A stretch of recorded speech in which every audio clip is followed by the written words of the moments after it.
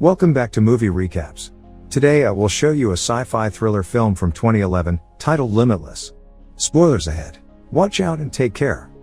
There's loud banging on a metal door, leading to a fancy apartment with boxed up belongings. A tiny tour of the high-end apartment complex reveals two dead bodies. And on top of the building, standing right on the edge of a balcony, is Eddie. He takes one foot off the edge and he hears two gunshots in the next apartment over. His neighbor must have checked on the noise. Someone is screaming in front of Eddie's door to be let in. Eddie's disappointed in himself. Does he jump? A little over a year earlier, Eddie is walking down the street, looking completely different. He says he's a writer. Drinking midday in a bar, he's telling two guys about his novel, for which no one believes he has a contract for. It's a question if he believes it himself. Later, he's seen writing. Trying to write. Procrastinating. Until he finally leaves his apartment and goes out to drink again. A few weeks, if not even months, pass with him not writing a single word. Eventually, his girlfriend Lindy leaves him. Eddie thinks it's out of the blue, but she clearly doesn't. He gets ready to propose to her, but she reminds him of the last time he was married, to Melissa. That marriage didn't work out that well. Later, he's walking home, feeling bad about himself in general, when he sees his ex-brother-in-law, Vernon. Eddie's not excited to see him. After a little chit-chat, where they both lie to each other a bit about what they're doing, Vernon convinces him to have a drink together. They go to a bar and he tells him about how Melissa is doing. Then they start talking about Eddie's creative problems and Vernon suggests he can help him. He shows him the drug he's selling. It's some kind of magic designer drug that supposedly can help you access your whole brain. Eddie doesn't think it can help him. Vernon needs to leave, so he gives him his business card and a sample of the expensive drug for free. On his walk home, Eddie is still wallowing in self-loathing, when he decides to take the drug.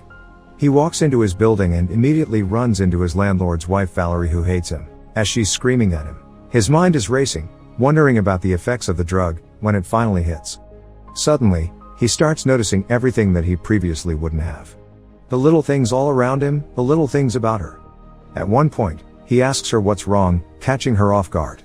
They start talking about her studies, as he begins accessing different memories in his mind that he didn't even know he remembered. He offers to help with her essay as she starts warming up to him. And when the essay is done, they have intercourse. He walks into his apartment and suddenly realizes how filthy and disgusting it is. So he starts cleaning and fixing it up, putting everything in its place, until it looks like an actual place someone would live in.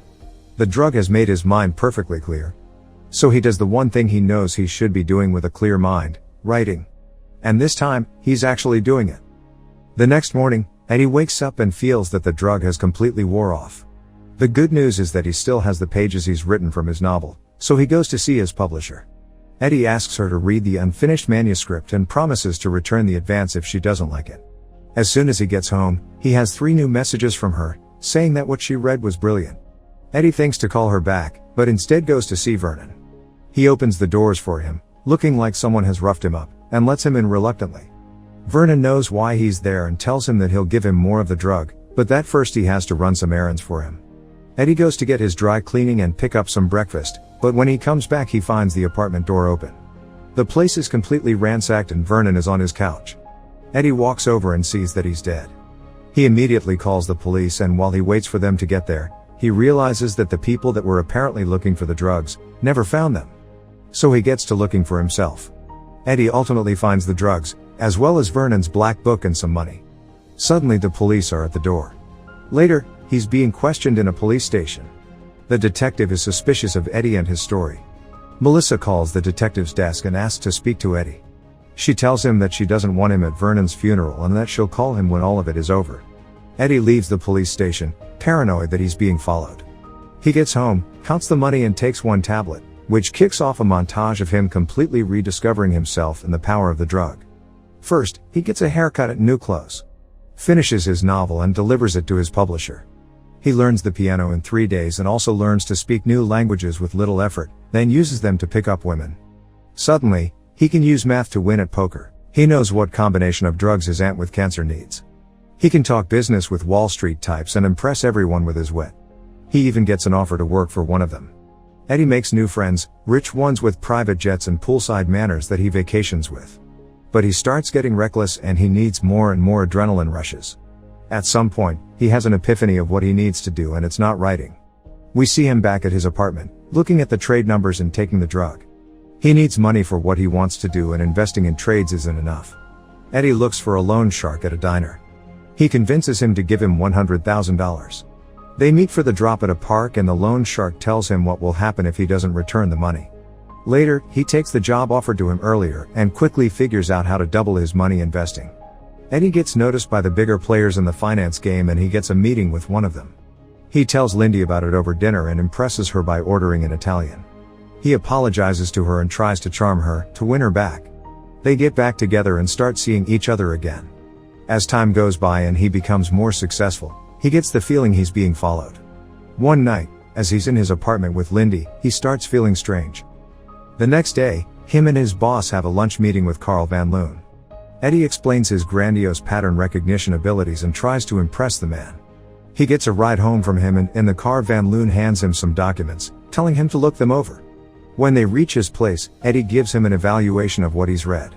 The man is impressed and sets up another meeting with him.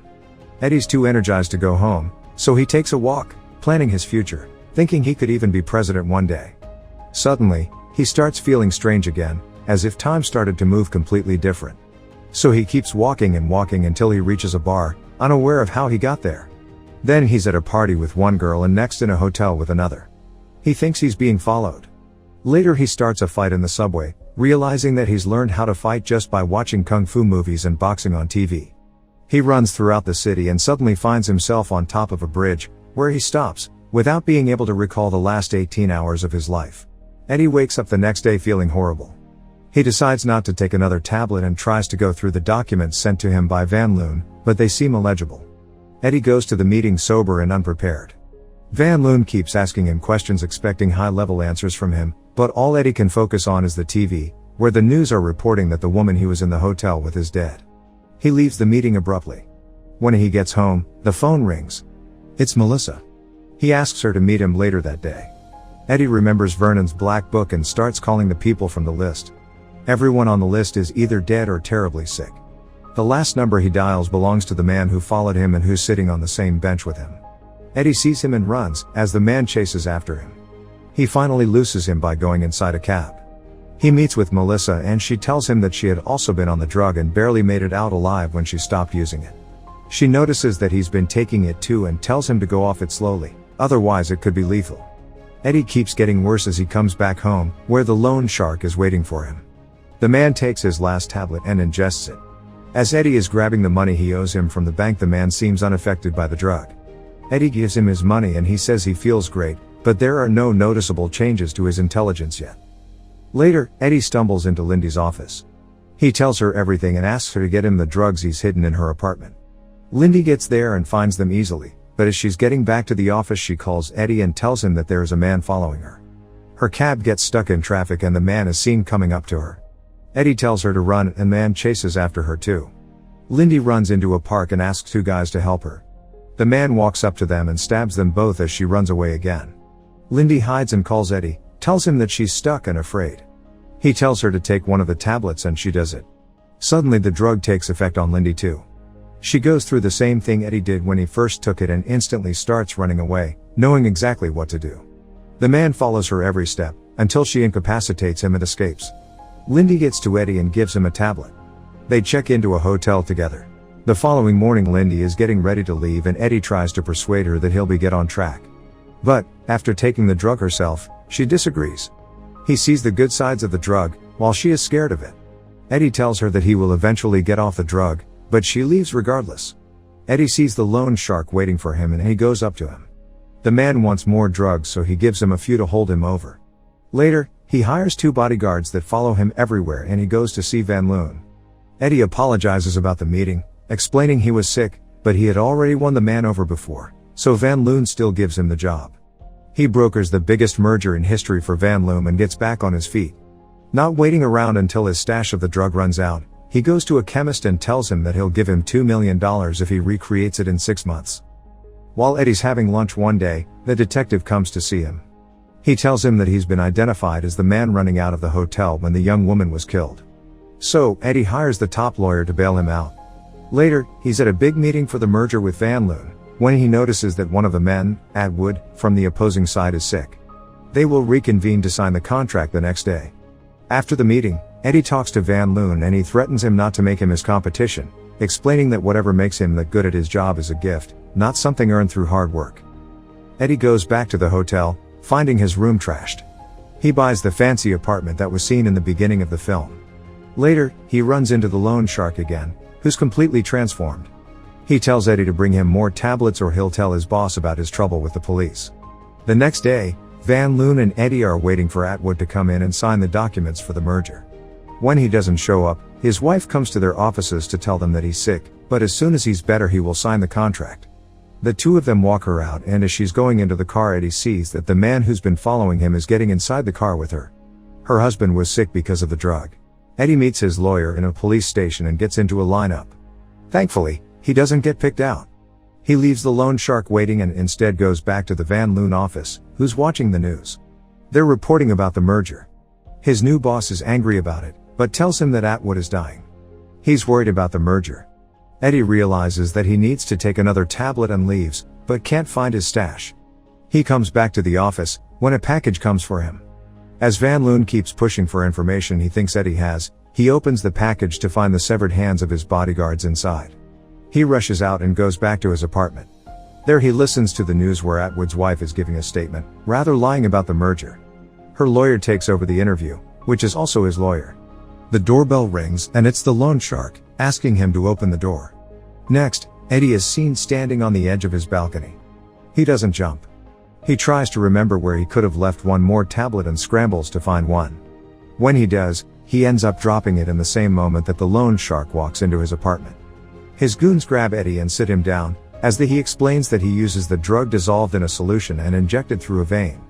He shoots up and tells his men to find Eddie's stash, while he tortures him for the information. The goons are trying to open up his safe, so they don't hear when Eddie stabs their boss as he leans over. He kills him, then drinks his blood to get a fix of the drug. It works, so he knows how to fight off the goons.